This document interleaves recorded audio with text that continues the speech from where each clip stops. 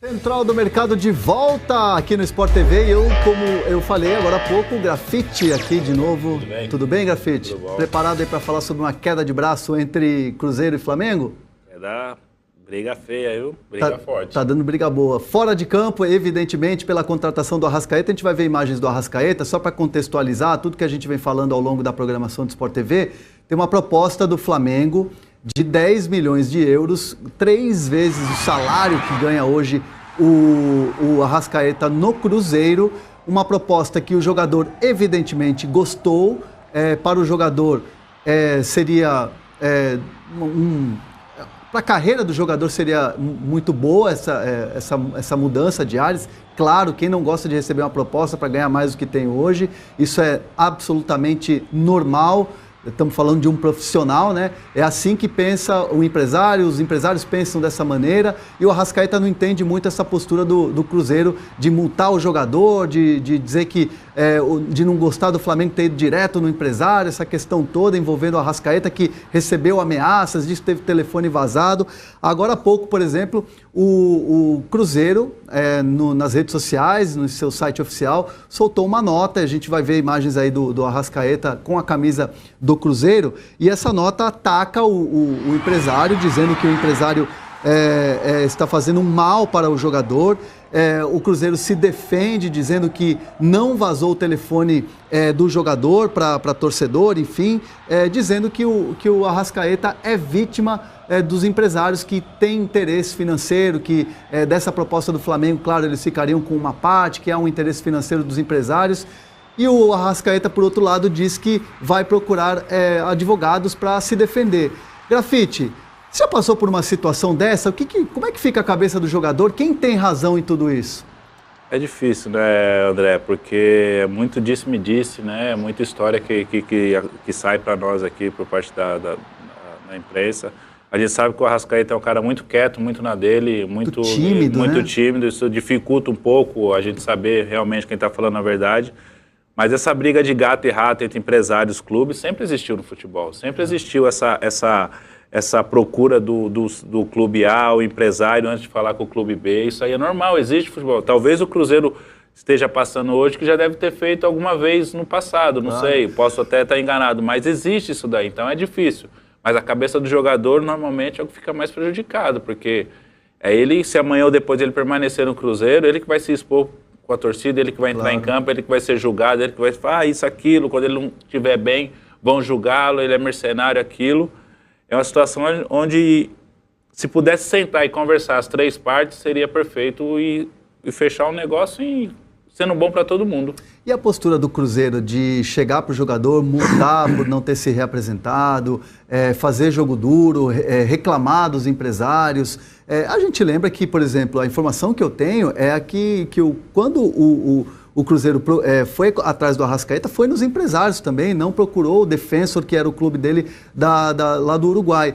Como é que você vê a postura do Cruzeiro? Você vê, é uma postura correta ou deveria ser algo mais tranquilo, assim, mais sereno? O fato de multar o jogador por ter faltado ao treino, eu acho que é correto, já está. Acho que existe na cartilha do Cruzeiro, nas normas do clube ali, se faltou o treinamento tem a multa.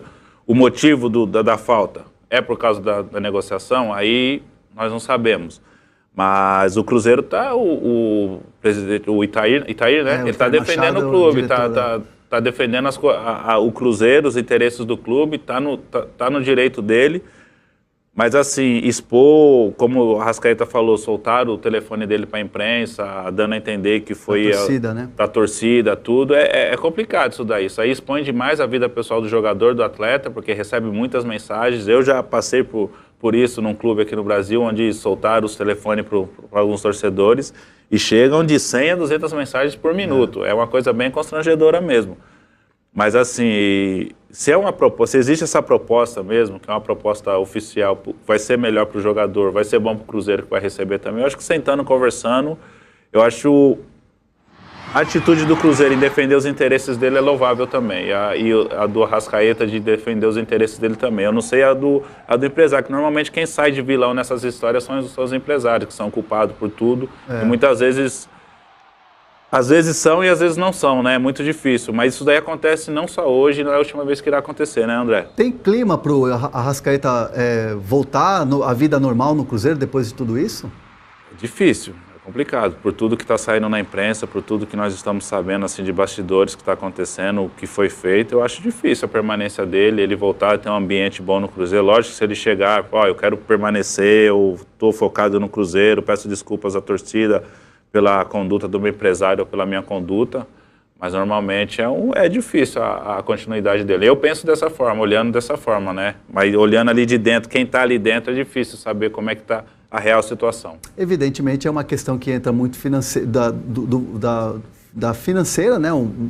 Uma questão financeira para o Cruzeiro, porque não tem toda a porcentagem do jogador, inclusive quando foi comprar, a informação que a gente tem, isso o Cruzeiro precisa confirmar, a informação que a gente tem é que quando foi adquirido o Arrascaeta, inclusive não foi pago ainda para a parte do clube uruguaio, que o Cruzeiro ainda deve um valor ao longo desse período. Então, cada um com o seu motivo, cada um com o seu argumento, é uma situação que está aí e o Flamengo fica só na dele esperando, não vai conversar com ninguém. O próprio Marcos Braz, que é o homem forte do Flamengo, já disse, já declarou hoje que não vai conversar com o Itamar Machado, não vai fazer reunião. Se precisar conversar com ele, vai conversar por telefone e a gente vai acompanhar todo esse desenrolar do caso Arrascaeta, a proposta do Flamengo e o Cruzeiro batendo o pé. A mesma coisa serve para o Dedé, né? O Cruzeiro diz que ele não sai, o Flamengo ainda vai investir. Como é que fica essa situação para o Dedé? Com tudo que está acontecendo com o Arrascaeta? Já estava complicado com a situação do Dedé e apareceu essa situação do Arrascaeta de ontem para cá e ainda continua fervendo ainda a situação do Dedé. É uma situação muito complicada, porque são dois clubes aí que já têm uma rivalidade dentro de campo e fora de campo nos últimos anos, devido às finais que jogaram de Copa do Brasil, de jogos eliminatórios. E os nervos também à flor da pele, assim. É difícil, a cada momento sai uma nova história, uma nova declaração. Uma nova notícia, né? A gente fica na expectativa, assim, mas eu acho bem difícil essas duas negociações, assim. Talvez se apareça. O empresário dizendo que o empresário está fazendo mal para o jogador. O Cruzeiro se defende dizendo que não vazou o telefone do jogador para torcedor, enfim, dizendo que o Arrascaeta é vítima dos empresários que têm interesse financeiro, que dessa proposta do Flamengo, claro, eles ficariam com uma parte, que há um interesse financeiro dos empresários. E o Arrascaeta, por outro lado, diz que vai procurar advogados para se defender. Grafite, você já passou por uma situação dessa? Como é que fica a cabeça do jogador? Quem tem razão em tudo isso? É difícil, né, André? Porque é muito disse-me-disse, né? É muita história que sai para nós aqui por parte da imprensa. A gente sabe que o Arrascaeta é um cara muito quieto, muito na dele, muito tímido, né? Tímido. Isso dificulta um pouco a gente saber realmente quem está falando a verdade. Mas essa briga de gato e rato entre empresários e clubes sempre existiu no futebol. Sempre existiu essa procura do clube A, o empresário, antes de falar com o clube B. Isso aí é normal, existe no futebol. Talvez o Cruzeiro esteja passando hoje, que já deve ter feito alguma vez no passado, não sei. Posso até estar enganado, mas existe isso daí, então é difícil. Mas a cabeça do jogador, normalmente, é o que fica mais prejudicado, porque ele, se amanhã ou depois ele permanecer no Cruzeiro, ele que vai se expor com a torcida, ele que vai entrar em campo, ele que vai ser julgado, ele que vai falar isso, aquilo, quando ele não estiver bem, vão julgá-lo, ele é mercenário, aquilo. É uma situação onde, se pudesse sentar e conversar as três partes, seria perfeito e fechar um negócio e sendo bom para todo mundo. E a postura do Cruzeiro de chegar para o jogador, multar por não ter se reapresentado, fazer jogo duro, reclamar dos empresários? A gente lembra que, por exemplo, a informação que eu tenho é quando o Cruzeiro foi atrás do Arrascaeta, foi nos empresários também, não procurou o Defensor, que era o clube dele lá do Uruguai. Como é que você vê a postura do Cruzeiro? Você vê, é uma postura correta ou deveria ser algo mais tranquilo, assim, mais sereno? O fato de multar o jogador por ter faltado ao treino, eu acho que é correto, já está. Acho que existe na cartilha do Cruzeiro, nas normas do clube ali, se faltou o treinamento tem a multa. O motivo da falta é por causa da negociação, aí nós não sabemos. Mas o Cruzeiro o presidente, o Itamar, né? Ele está defendendo o clube, tá defendendo o Cruzeiro, os interesses do clube, tá no direito dele. Mas assim, expor, como o Arrascaeta falou, soltar o telefone dele para a imprensa, dando a entender que foi da torcida, né? Da torcida, tudo, é complicado isso daí. Isso aí expõe demais a vida pessoal do jogador, do atleta, porque recebe muitas mensagens. Eu já passei por isso num clube aqui no Brasil, onde soltaram os telefones para alguns torcedores e chegam de 100 a 200 mensagens por minuto. É uma coisa bem constrangedora mesmo. Mas assim, se existe essa proposta mesmo, que é uma proposta oficial, vai ser melhor para o jogador, vai ser bom para o Cruzeiro que vai receber também. Eu acho que sentando, conversando, eu acho a atitude do Cruzeiro em defender os interesses dele é louvável também. E a do Arrascaeta de defender os interesses dele também. Eu não sei a do empresário, que normalmente quem sai de vilão nessas histórias são os empresários, que são culpados por tudo. E muitas vezes... Às vezes são e às vezes não são, né? É muito difícil. Mas isso daí acontece não só hoje, não é a última vez que irá acontecer, né, André? Tem clima para o Arrascaeta voltar à vida normal no Cruzeiro depois de tudo isso? É difícil, é complicado. Por tudo que está saindo na imprensa, por tudo que nós estamos sabendo assim, de bastidores que está acontecendo, o que foi feito, eu acho difícil a permanência dele, ele voltar a ter um ambiente bom no Cruzeiro. Lógico que se ele chegar, eu quero permanecer, eu estou focado no Cruzeiro, peço desculpas à torcida pela conduta do meu empresário ou pela minha conduta, mas normalmente é difícil a continuidade dele. Eu penso dessa forma, olhando dessa forma, né? Mas olhando ali de dentro, quem está ali dentro, é difícil saber como é que está a real situação. Evidentemente é uma questão que entra muito da financeira, né? Uma questão financeira para o Cruzeiro, porque não tem toda a porcentagem do jogador, inclusive quando foi comprar, a informação que a gente tem, isso o Cruzeiro precisa confirmar, a informação que a gente tem é que quando foi adquirido o Arrascaeta, inclusive não foi pago ainda para a parte do clube uruguaio, que o Cruzeiro ainda deve um valor ao longo desse período. Então, cada um com o seu motivo, cada um com o seu argumento, é uma situação que está aí e o Flamengo fica só na dele esperando, não vai conversar com ninguém. Ô Grafite, estranha essa situação, né? O Campana é um goleiro experiente, é um goleiro de seleção, como disse aí o Alê, mas e o Vanderlei? Não um dos melhores goleiros do Brasil? Eu achei estranha essa notícia agora, saber que o Santos deve ter outras prioridades mais fortes em outros setores da equipe santista. Acho que o goleiro no momento, o Vanderlei, não teve um grande ano como foi o ano retrasado, mas é um grande goleiro, né? E a gente já viu que o Sampaoli, nesse negócio de querer um goleiro na Copa do Mundo, ele teve problemas, né? Insistiu com o goleiro e o Armani estava em melhores condições, não jogou, e o Cabadeiro, né? Acabou falhando. Mas o Sampaoli é um grande treinador aí, eu acho que... Mas a diretoria do Santos está meio devagar aí, né? Não contratou ninguém já, a pré-temporada já está começando. Ainda tem as pendências de Vitor Ferraz, o Bruno Henrique, que são jogadores que têm propostas de grandes clubes. O próprio aqui. Dodô, mesmo estando mais longe, mas ainda tem uma data estipulada para o Santos. O Santos já está praticamente fora com o Dodô, né? O Dodô, inclusive, está voltando lá para a Itália, vai resolver a situação dele, mas com quem eu converso que trabalha com o Dodô já me crava que dificilmente ele volta para o Santos. Quer ficar no Brasil, o Dodô, mas dificilmente no Santos pela questão financeira da proposta que o Santos fez, que acabou não dando certo. Então o Santos, por enquanto, sem apresentações, sem reforços, e o Corinthians com esse Bozelli, esse camisa 17. Essa coisa da camisa 17, da superstição, conta muito pro jogador? Conta. Eu tinha uma, né, a 23, né, que eu comecei a usar quando eu cheguei na Alemanha, no Wolfsburgo, levei para os Emirados Árabes, voltei para o Santa Cruz usando a 23, assim, é coisa do jogador, né? De querer, de ter esse amuleto da sorte, faz parte, ainda mais hoje em dia que não tem aquela numeração fixa mais, né? Jogadores usam 99, então é tranquilo, é normal. O Bozelli chega com bons números. Eu particularmente não o conheço, não o conhecia, né?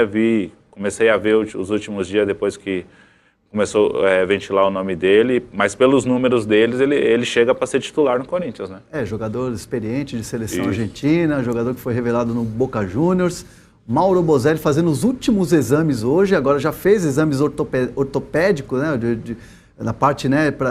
Agora falta parte cardiológica, esses últimos exames aí para poder assinar o contrato. Isso deve acontecer até o final do dia de hoje.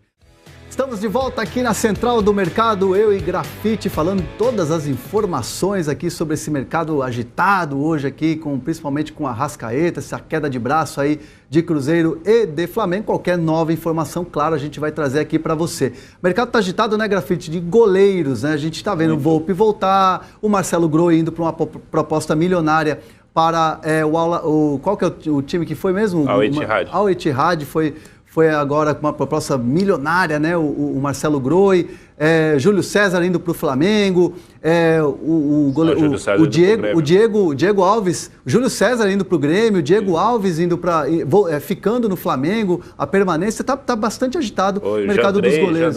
Chapecoense, exatamente, para a Itália. Então, assim, está bastante agitado. E a gente vai relembrar aqui no baú da Central como é que foi a volta do Taffarel. O Taffarel, grande ídolo da seleção brasileira, ídolo do Internacional, por onde passou sempre foi muito bem. Como é que foi a volta do Taffarel ao futebol brasileiro? Vamos acompanhar.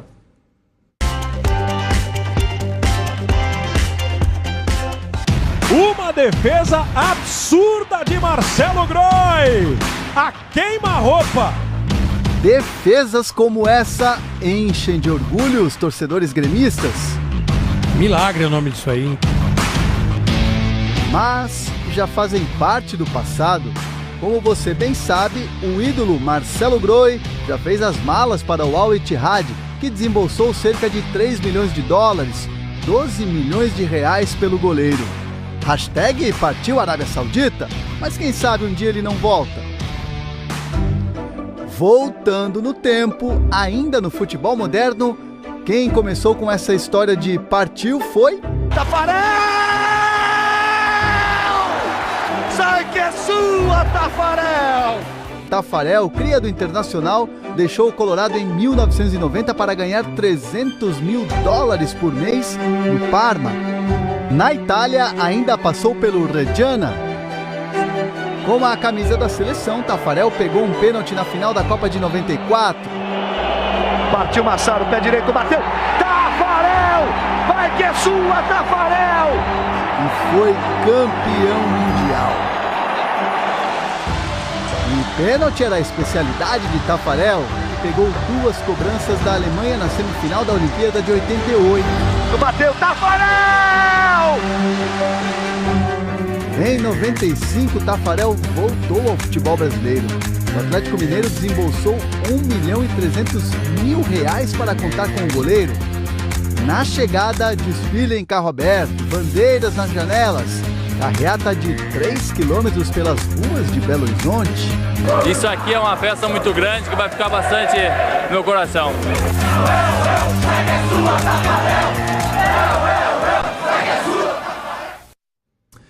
Muito legal, né, Grafite? Essa legal, né? Trajetória do Taffarel, que hoje é preparador de goleiros da seleção brasileira. Taffarel é um marco assim dos goleiros assim no futebol brasileiro, somente que fez a Copa de 94, nas Olimpíadas em 88. Ele é sensacional, foi um goleiro sensacional. E é um grande entendedor de vinhos, o Taffarel, com Verdade. certeza. Vamos falar do Internacional? Daqui a pouquinho eu vou trazer uma notícia aí do Paquetá, que já está acertadinho aí com o Milan, já vai começar os treinamentos. Daqui a pouquinho eu mostro aqui, está no Globoesporte.com. Mas vamos falar do Neilton, vamos viajar para o sul do Brasil. O Internacional apresentou aí o Neilton, atacante, que apareceu muito bem no Santos, né? O Neilton era, inclusive, comparado com o Neymar. Ele teve essa responsabilidade de chegar depois da saída do Neymar. Passagens por outros clubes também do Brasil, São Paulo, Botafogo, Vitória, né? E estava no Vitória lá em Salvador. Você vê assim, até um recomeço para o Neilton, a oportunidade de um grande clube, vai jogar uma Libertadores da América? Recomeço não, acho que o Neilton já é uma realidade do futebol brasileiro, já jogou em grandes clubes, no Santos, no Botafogo, no próprio Vitória, agora no Inter. Eu acho que é uma grande chance para ele se firmar, né, como um grande jogador, né? A qualidade para isso ele tem, já mostrou, eu joguei algumas vezes contra o Neilton. É um jogador de muita qualidade, fez um bom campeonato, principalmente na primeira parte do ano passado no Vitória. E chega no Inter aí com uma grande oportunidade para ele se firmar como um grande jogador de futebol brasileiro. O Neilton falou já como jogador do Internacional, vamos ouvir um trechinho aí da entrevista coletiva dele. O Inter é um clube gigantesco que temos no Brasil hoje.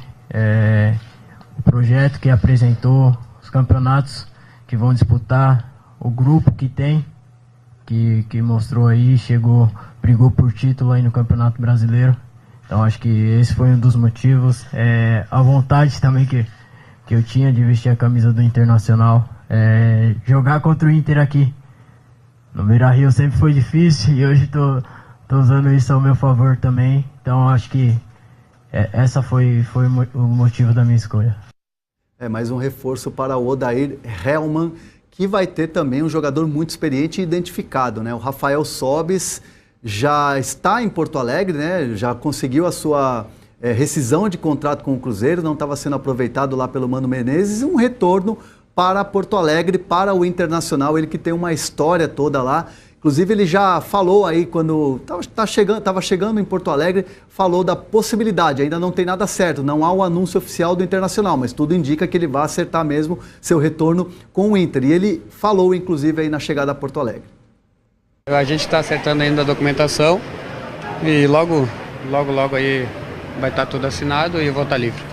E já tem, das propostas que recebeu de todos os clubes, tem algum encaminhamento já? Não conversei com ninguém, até por respeito. Eu tenho que assinar esse contrato e a partir daí eu vou pensar. Tem mais uns dias aí. Tá certo. Obrigado. Valeu. Uns dias aí para resolver esse retorno ao Internacional. Você vê o Rafael Sobis mais importante pela história que ele tem ou é um jogador que ainda você pode contar como titular em todas as partidas? Porque no Cruzeiro ele não tinha essa regularidade.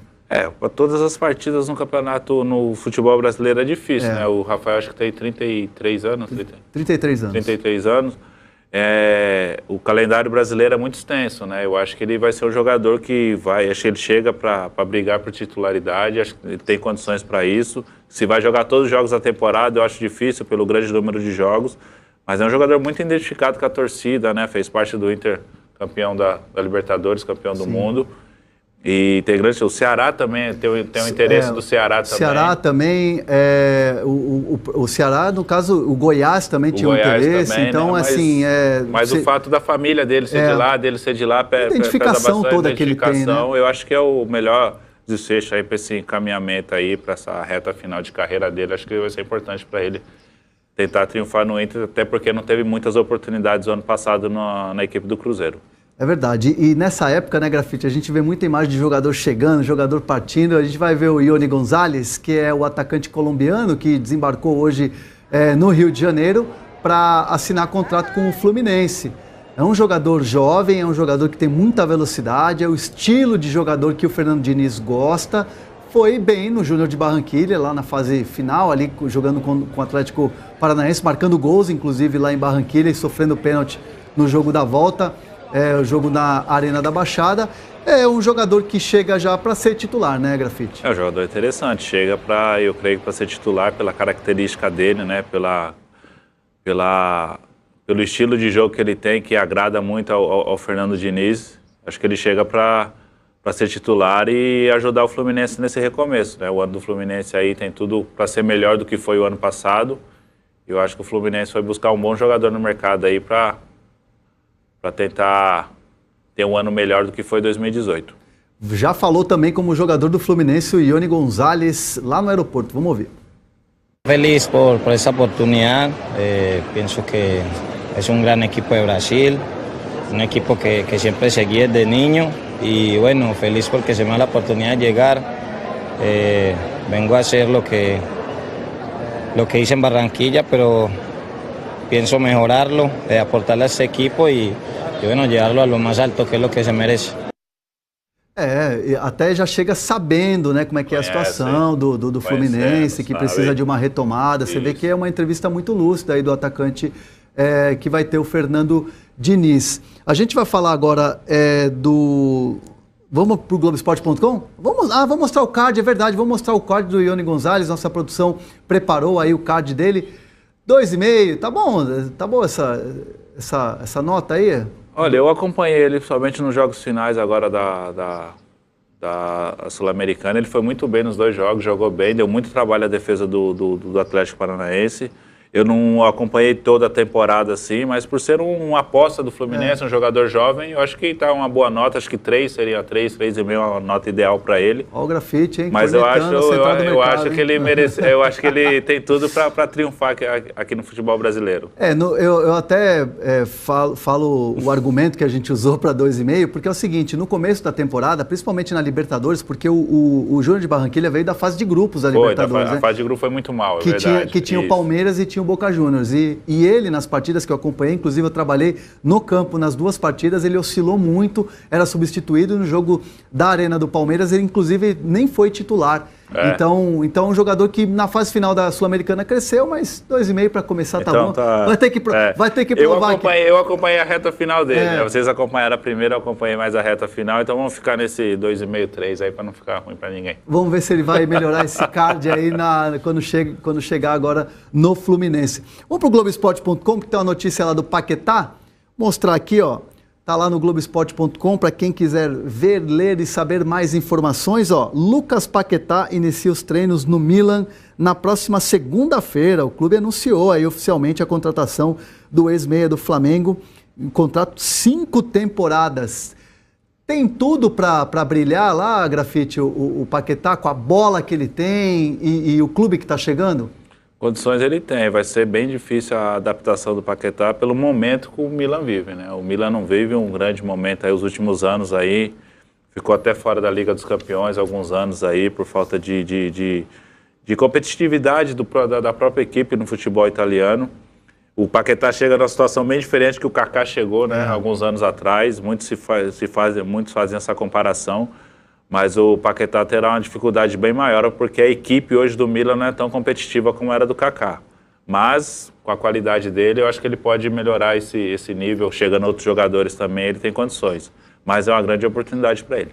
Você vê que, de repente, ele pode estar na lista do técnico Tite para essa Copa América que vai acontecer no Brasil, mesmo tendo essa dificuldade de adaptação no começo lá na Itália? Olha, né, é difícil Quando você chega no meio da temporada europeia, é um pouco difícil a adaptação, porque você chega no auge do inverno na Europa, um estilo totalmente diferente, o clima, o clube é totalmente diferente do que ele tinha aqui no Brasil. Essa chegada nesse meio de temporada, começo de temporada nossa, metade da temporada do futebol europeu, é um pouco difícil para a adaptação do jogador, ainda mais ele que é jovem, saiu aqui do Rio de Janeiro, uma cidade quente, vai chegar numa cidade muito fria como Milão.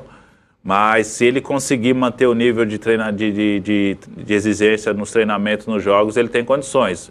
Dificulta um pouco para ele agora a saída agora no meio do futebol europeu, mas pelo que ele apresentou o ano passado, e o Tite olha muito isso, claro, né? O histórico do jogador, ele tem condições de estar no grupo. E vai acompanhar de perto, evidentemente, esse primeiro momento do Paquetá, que começa na próxima segunda-feira, os treinamentos lá no Milan, na intertemporada. Já que o calendário é diferente aqui do Brasil, a gente está em pré-temporada. Aliás, o Vasco segue com tudo na pré-temporada e hoje apresentou mais 2 jogadores, os laterais, o Cáceres e também o Vinck, né? O Cláudio Vinck, 2 jogadores que chegam aí para chegar no time titular, né, Grafite? Chega, o Vinck mesmo com a caída do Sport para a Série B, ele se destacou, né? Ele jogou muito bem, assim, deu muita qualidade à lateral direita.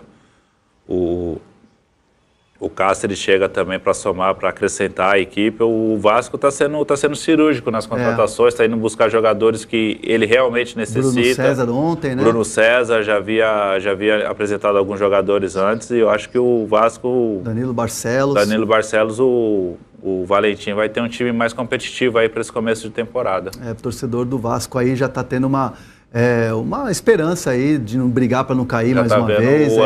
Já está vendo o ano com outros olhos. Grafite, mais uma vez, valeu, muito obrigado. Obrigado a você. Bom trabalho aí, bom fim de semana aí no Sport TV, que vai ter muito esporte. A Central do Mercado fica por aqui. Mas lembrando, né? A gente está todos os dias aqui no Sport TV, todos os dias no Globo Esporte.